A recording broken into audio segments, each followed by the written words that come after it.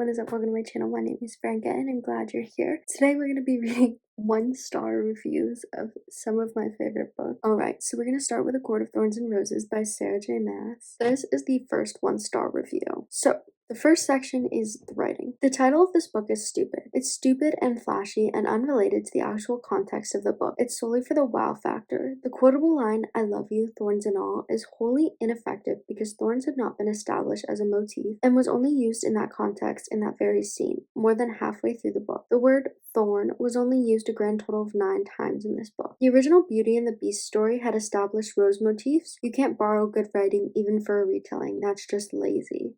To be honest, I had no idea that this was supposed to be like a Beauty and the Beast retelling, but like now I see it. As like cool as the titles sound, like A Court of Thorns and Roses, A Court of Mist and Fury, you know what I mean? Like they don't really mean anything to the book, you know what I mean? Like, but I feel like a lot of authors do that, to be fair. I think they just like title it something random. It has no like rhyme or reason. It's just like something pretty. So I don't think this is like solely a her thing, but it is a fair criticism. The writing itself was inconsistent and poorly done. I guess this is a quote. I pushed and pulled, but the mud was too slick and held fast. Are you aware of the definition of slick, Sarah J. Maas? I do not think it means what you think it means. Besides that, Amarantha's hair drastically changed colors after about 90 pages. Her red gold hair, her black hair, which is at Maas. It can't be both unless she has unmentioned magical hair tying abilities. Stop. She like did like a deep dive on these books. I was not paying attention that much. I didn't even notice that. The atmosphere in the opening chapter were excellent, and I was intrigued by the idea that was offered to me, but the actual book did not deliver at all. That is true. I loved the first chapter. The first chapter was like so intriguing, but also I read this like a year ago. The next point is a spoiler, because I am disgusted with Sarah J. Maas for including this. I am not going to mark it as such, since everyone should know what kind of morals this book is supporting before they read it, especially when they are as filthy and vulgar as this was. The attempted affair by Tamlin was brushed off as no more than a mere romantic, steamy encounter to further their lukewarm love story. The only conclusion I can logically draw from this are all rather victim-blamey, to be honest. She was warned several times to stay inside with the doors locked until dawn, but she leaves her room not once, but twice before dawn because she wants to go to the party, and then later, after she almost gets gang and is saved, creeped out by Rysand, and creeped out by Rysand? I don't know what you call him. Rysand? I don't know what his name is, to be honest. We're gonna say Rysand, I think. I don't know. We're gonna pick one. The sociopath. She thinks she is totally safe to go eat a bunch of cookies because, well, the drums stopped, so it's probably okay now. And then she gets, I don't know, by Tamlin, and the quote from the book was, "I was about to pass out when he grabbed me. So fast I didn't see anything until he had me pinned against the wall. I pushed him away. He grabbed my hands again and bit my neck. I cried out as his teeth clamped onto the tender spot where my neck met my shoulder. I couldn't move. I couldn't think." Before, during, and after the blank, she's thinking, wow, he's really hot. I'm kind of uncomfortable with this, but I guess it's okay that he's drunk on lust magic because I wanted to sleep with him anyway. That is a very wrong and dangerous way of thinking. No matter what, it is never okay for anyone to make someone else sexually uncomfortable or afraid, especially when they've given verbal disapproval. This entire scene left a bad taste in my mouth. I think that's a fair critique, but I feel like so many books do that, especially like fantasy books, where it's like, oh, he's just super possessive, like, it's cute. And then there's Rysand's behavior. He repeatedly violates her personal space and comfort, dragging her and forcing her to dance for him in front of a large crowd for weeks on end after stripping her all but naked. Like all females, apparently, he uses brute force to get her to comply with his sexual wishes. But he didn't actually touch her. He kept his hands just on her waist, you say? Yeah, but did she say he could touch her at all? Did she actively encourage him to touch her? No, she did not. I pulled away, but his hands were like shackles. I would not have given such an issue with this if Sarah J. Maas didn't give the impression that she supports such behavior. Besides that, the plot made no sense, even after the explosion. In fact, it was almost made less sense. It was cheesy and cliche and frankly boring. The riddle was extremely easy and only proof that Pham is an absolute idiot with no logical abilities, as I was able to figure it out even before Amarantha had even finished saying it, and I'm notoriously bad at riddles. That makes me feel bad because I had literally no idea. But I was like, she's gonna tell me anyway, so I don't really care. The next part says the sex scenes were almost Empire of Storms level of bad, cringy, and gross. I think Sarah J. Maas doesn't know what YA means and isn't aware that she's actually writing for NA. The Fae were, for one thing, almost exactly the same, primarily in appearance and personality, to the ones in Throne of Glass series, and to be honest, I was disappointed. They're not even cleverly unique fairies. They're just, I don't even know what that is. Elves that are actually vampires, fangs and biting, immortality, ethereal beauty, animalistic tendencies, superiority complex. They don't have any distinct differences from humans in their thought process or emotional capacities, only the same degree of variety that exists in humans. The religious system and creation of the story was very interesting, and I really liked that aspect. I'm not offended by this, but I kind of get what she means. Like, a lot of these, like, fae stories or whatever, like, they're just like people. Like, when they describe them, they're just like people, if I'm remembering correctly.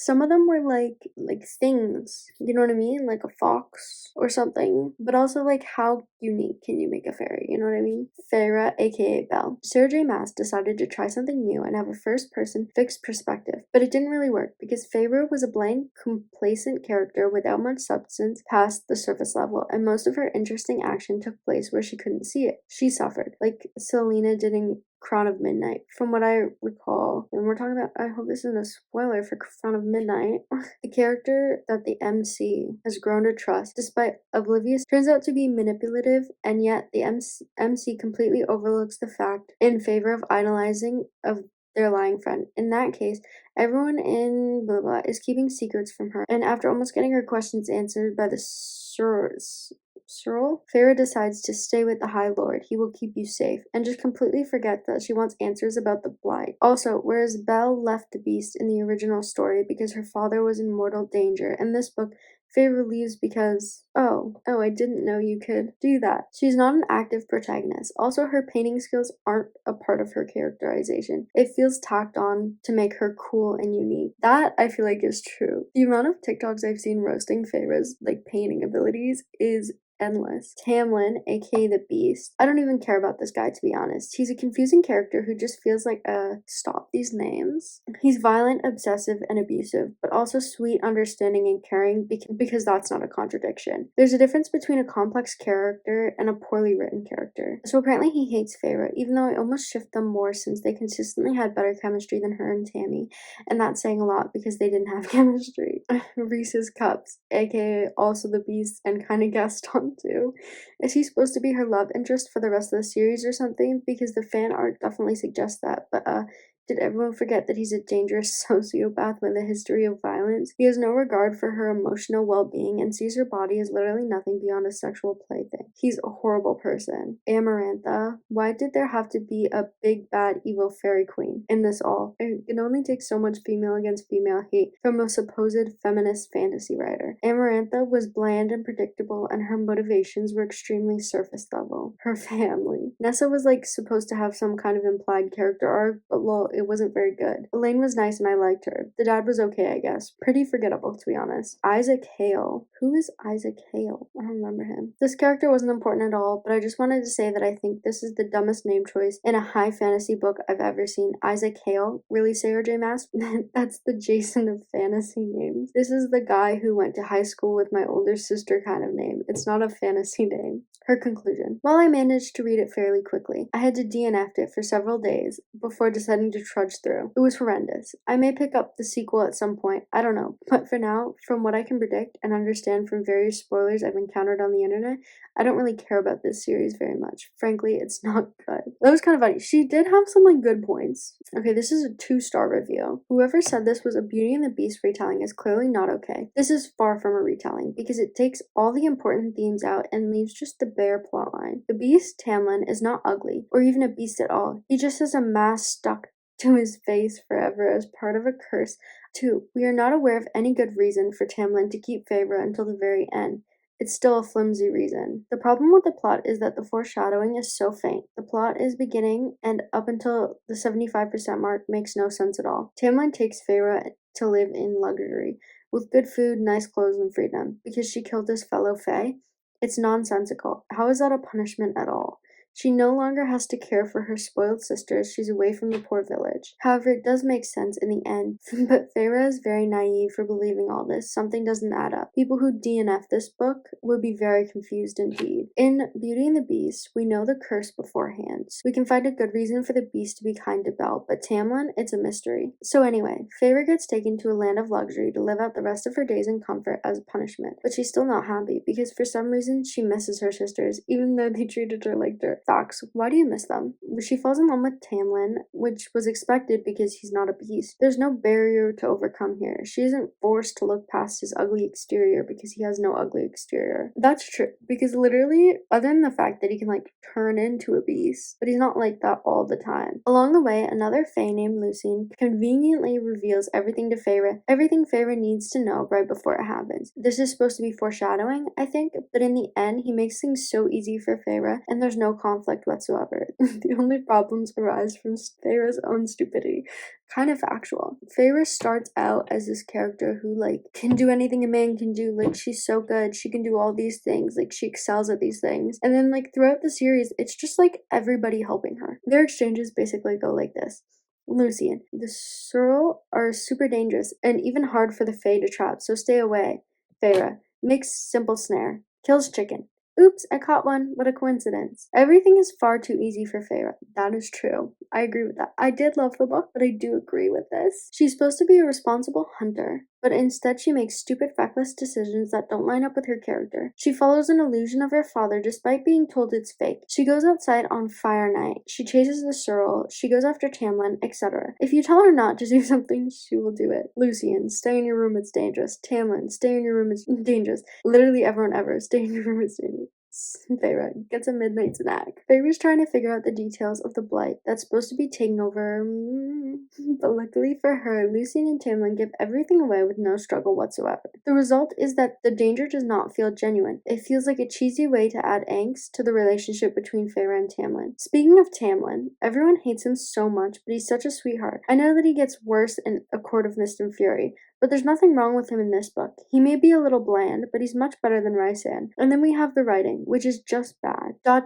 is used in every other sentence. The poor M dashes are abused. And Feyre's bones bark. A lot like every time she falls down, she describes her barking bones. And what's up with the phrase, my bowels turned watery? It's used at least twice, and I don't like it at all. This is not shatter me. What the heck? There's a song at the end of this. Okay, so what's up with Amarantha? I really do like her. She's a compelling villain because she's somewhat realistic. Sure, she tortures people for fun, but her backstory makes this seem somewhat reasonable. Basically, she kidnaps Tamlin, and Feyre runs after them because she has no self-preservation instincts. She challenges Amarantha, and in return, she is given 3 trials. If she wins them all, she and Tamlin will be free, and his powers will be returned. Amarantha keeps saying that there won't be enough left of Feyre to burn. However, Amarantha gives her a different option. She could solve a riddle. First of all, why would Amarantha bet all of her power and might on one simple riddle? It's not even that hard to solve. The riddle itself is bad. The rhyming pattern isn't great, and worst of all, the answer, it's love. How does this make sense? Amarantha is a brutal, sadistic villain, so why would she write such a cliche, cheesy riddle? She should have made it oddly specific so Feyre would never get it. Anyway, Feyre answers it correctly at the last minute. Amarantha loses all her power, and Tamlin kills her. It was far too easy. Also, I wrote a rap. It's called Prime Coughing Fit, Feyre Darling. Slight spoilers to A Court of Mist and Fury.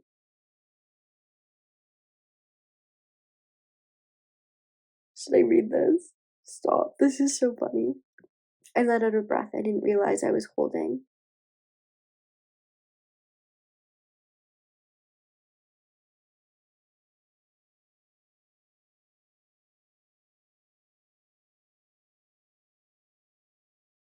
Reese's hair is black, but Tam's is golden. Will my bones bark, or will they meow? Come along, Searle, and sing with me now. My name is Feyre. Feyre. And I'm a standard YAMC. What stupid things will I do? Let's see. You tell me one thing, and I'll do the other. I left my common sense back in the gutter. There's a blight going round, but I don't care. Tamlin follows me everywhere. I think he might like me, but I don't know. I can have mercy. I can have recent any day. I like to paint, but I like to paint, but who knows what I'm painting? At a s- at the slightest touch from Tamlin, I'll be fainting. Oh no, he's abusive. What will I do?